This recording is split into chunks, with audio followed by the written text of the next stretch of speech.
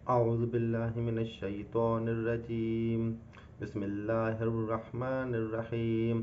لا إله إلا الله محمد رسول الله صلى الله عليه وآله وأصحابه وبارك وسلم. اللهم صل على سيدنا محمد النبي الأمي وعلى آله وأصحابه وبارك وسلم. استغفر الله الذي لا إله إلا هو الحي القيوم وأتوب إليه. السلام علیکم یا خاتم النبیین، صلوات اللہ علیکہ یا خاتم النبیین. اما بعد، تمام دیکھنے اور سننے والوں کو السلام علیکم ورحمۃ اللہ وبرکاتہ. قرآن پاک کو کیسے سمجھا جائے کے سلسلے میں ایک اور ویڈیو پیش خدمت ہے، اور اس میں ہم شاہ ولی اللہ محدث دہلوی کتاب الفوز الکبیر کا مطالعہ کر رہے ہیں اور اس کو سمجھنے کی کوشش کر رہے ہیں. تو آج ہم سلسلہ جوڑتے ہیں پچھلی گفتگو سے، اور ہم جو پچھلی ویڈیو میں ڈسکس کیا تھا شرک کے بارے میں، اب اسی سلسلے میں جو دوسرا اس کا ٹاپک ہے وہ ہے تشبیہ. تو سلسلہ شروع کرتے ہیں. تشبیہ سے مراد ہے انسانی صفات کو اللہ تعالیٰ کی طرف منسوب کرنا. مشرکین کا عقیدہ تھا کہ فرشتے اللہ تعالیٰ کی بیٹیاں ہیں.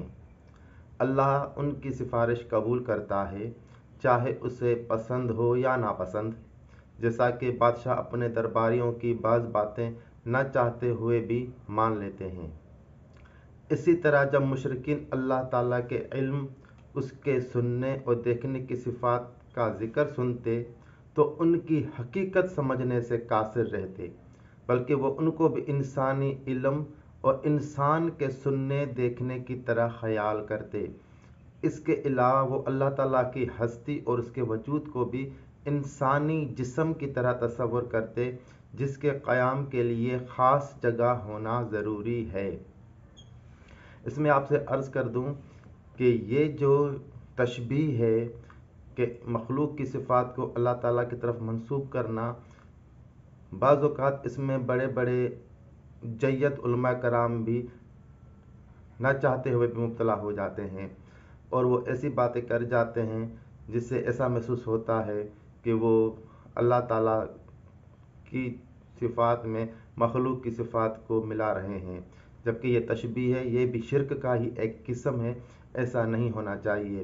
کبھی کبھی دعاؤں میں کچھ علماء کرام ایسی دعائیں مانگتے ہیں کہ جس سے ایسا محسوس ہوتا ہے کہ نعوذ باللہ معاذ اللہ کوئی مخلوق ہے یا اللہ تعالیٰ کے پاس مخلوق کی صفات ہیں. تو ایسا نہیں ہونا چاہیے. ان باتوں کو سمجھنا چاہیے اور ان باتوں کو سیکھنا چاہیے، اور ان جیسی کتابوں کو پڑھنا چاہیے تاکہ ہم سمجھ سکیں.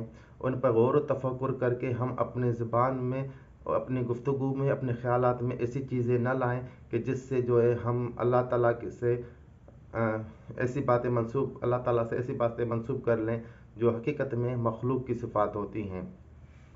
نمبر 3، تحریف.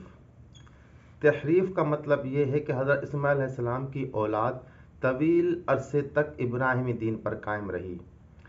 پھر بعثت نبی پاک صلی اللہ علیہ وسلم کی بعثت سے 300 برس پہلے عمرو بن لحی نامی ایک ملعون شخص پیدا ہوا جس نے ان میں بت پرستی شروع کرا دی. اس نے بحیرہ، صائبہ، حام اور تیروں کے ذریعے فال گیری جیسی بدعتیں ایجاد کی.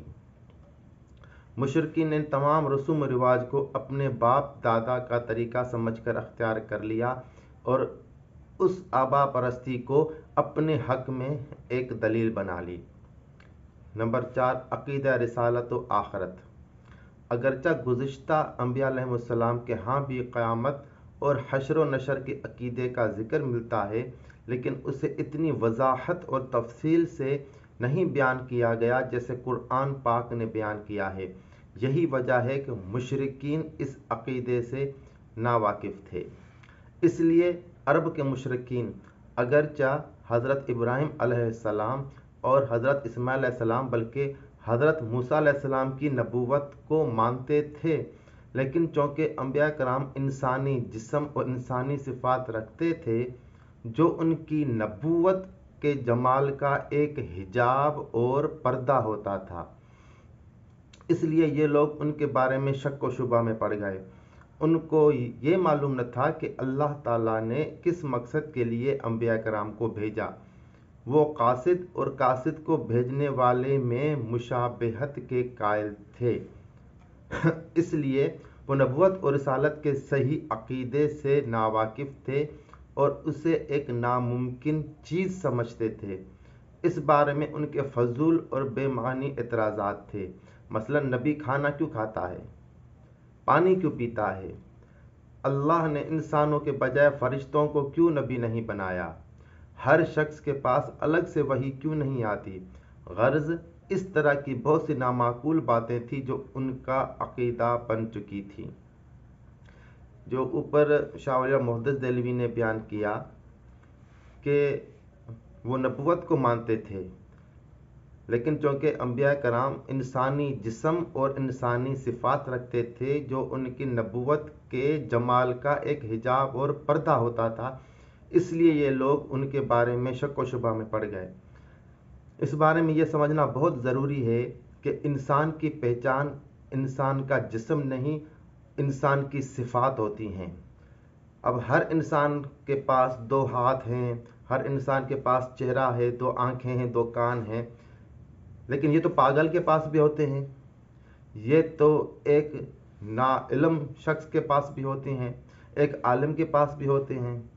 تو ان چیزوں سے اس کی پہچان نہیں ہوتی، اس کی جو پہچان ہوتی ہے وہ اس کے اندر کی صفات سے ہوتی ہے، وہی اس کا مقام اور مرتبہ طے کرتی ہیں، اور اسی سے یہ طے ہوتا ہے کہ وہ دوسروں سے کتنا الگ ہے۔ 2 انسان بھی جو ہوتے ہیں وہ ایک جیسے نہیں ہوتے، اور ان میں بھی فضیلت کا فرق ہوتا ہے۔ تو جو نبی اور رسول ہوتے ہیں ان کا جو مقام ہوتا ہے وہ بہت اعلیٰ ہوتا ہے، اور جو ان کی جو بشریت ہوتی ہے، جو ان کا انسانی جسم ہوتا ہے، وہ کھاتے ہیں، پیتے ہیں، آتے ہیں، جاتے ہیں، جو ان میں انسانی صفات پائی جاتی ہیں، یہ صفات جو ہیں یہ ان کے مقامات کا اظہار نہیں کرتی۔ ان کے مقامات کا اظہار جو ہے وہ ان کی صفات وہ ہے کہ وہ نبی ہیں، وہ رسول ہیں، وہ صاحب وحی ہیں، اللہ تعالیٰ سے ان کو وحی ملتی ہے۔ یہ جو صفات ہیں یہ ہر انسان کے پاس نہیں ہے، اسی وجہ سے ان کا مقام جو ہے تمام انسانوں سے افضل اور اعلیٰ ہے۔ تو وہ قاصد اور قاصد کو بھیجنے والے میں مشابہت کے قائل تھے، یعنی اس کا مطلب یہ ہے کہ جو اللہ تعالیٰ کا قاصد آ رہا ہے وہ بھی اسی طرح ہونا چاہیے کہ وہ نہ کھاتا ہو نہ پیتا ہو، یعنی مشابہت ہونی چاہیے۔ جس طرح جو ہے عیسائیوں میں عقیدہ ہے کہ اللہ تعالیٰ معاذ اللہ نعوذ باللہ عیسیٰ علیہ السلام کے روپ میں ظاہر ہوئے، نعوذ باللہ ایسا نہیں ہے، وہ بشر ہی ہیں، لیکن مسئلہ یہ ہے کہ ان کی جو صفات ہیں اصل میں بات ان کی ہے، تو ان میں وہ صفات میں نبوت اور رسالت کے حامل ہیں۔ اب اس میں ایک مثال شاہ ولی اللہ محدث دہلوی بیان فرماتے ہیں، اگر آپ کو ان مشرکین کی صحیح حالت کا اندازہ کرنا ہو تو موجودہ زمانے کے اجمی یعنی غیر عرب جاہل عوام کو دیکھ لیں کہ ان کے ہاں ولایت کا کیا تصور ہے، جو یہ عقیدہ رکھتے ہیں کہ پہلے زمانے میں بہت اولیاء اللہ ہوتے تھے لیکن اب اولیاء اللہ موجود نہیں ہیں، اس لیے یہ لوگ قبروں اور آستانوں پر جاتے ہیں اور وہاں طرح طرح کی مشرکانہ افعال کرتے ہیں، ان میں بھی تشبیہ اور تحریف کے غلط تصورات پیدا ہو چکے ہیں۔ تشبیہ میں پہلے بیان کر چکا ہوں کہ اور تحریف کے بارے میں بیان کر چکا ہوں، اس گفتگو کو آپ ذہن میں رکھ کے پھر یہ دیکھیں کہ ان میں یہ غلط تصورات کیسے پیدا ہو گئے ہیں۔ ایک بالکل صحیح حدیث میں ہے، تم لوگ بھی پہلی گمراہ قوموں کی پیروی کرو گے، چنانچہ ہم دیکھتے ہیں کہ گزشتہ قوموں کے غلط عقائد اور برے اعمال میں سے ایک بھی چیز ایسی نہیں جس کا ارتکاب آج مسلمان نہ کر رہے ہوں۔ اللہ پاک ہمیں ان آفات سے محفوظ رکھے۔ یعنی ان کے ہاں ولایت کا یہ عقیدہ ہے کہ پہلے ولی ہوتے تھے اب ولی نہیں ہوتے، پہلے علماء تھے اب علماء نہیں ہیں، یہ غلط عقیدہ ہے۔ اللہ تعالیٰ نے اس دین کے لیے لازمی قرار دیا ہے کہ ہر دور میں اس دین کے لیے علماء کرام اولیاء اللہ کرام پیدا ہوتے رہیں گے، اور آج بھی جلیل القدر علماء اور اولیاء اللہ کرام موجود ہیں۔ دین کی ظاہری جو چیزیں ہیں ان کی حفاظت کرنے کے لیے ظاہری علماء کرام ہیں، اور قلب میں اللہ کا ذکر سکھانے کے لیے اور اللہ کے اسم کی تاثیر پیدا کرنے کے لیے اولیاء اللہ بالکل موجود ہیں۔ اور اولیاء اللہ جو ہیں وہ اپنے مرید کے قلب کو آگے کر کے، اپنے قلب کو اس کے سامنے کر کے، اپنے ذکر کی توجہ اس کے قلب پر ڈال کے اس کا ذکر بھی جاری فرما دیتے ہیں، تو اسی طرح اس کا ذکر جاری و ساری ہو جاتا ہے۔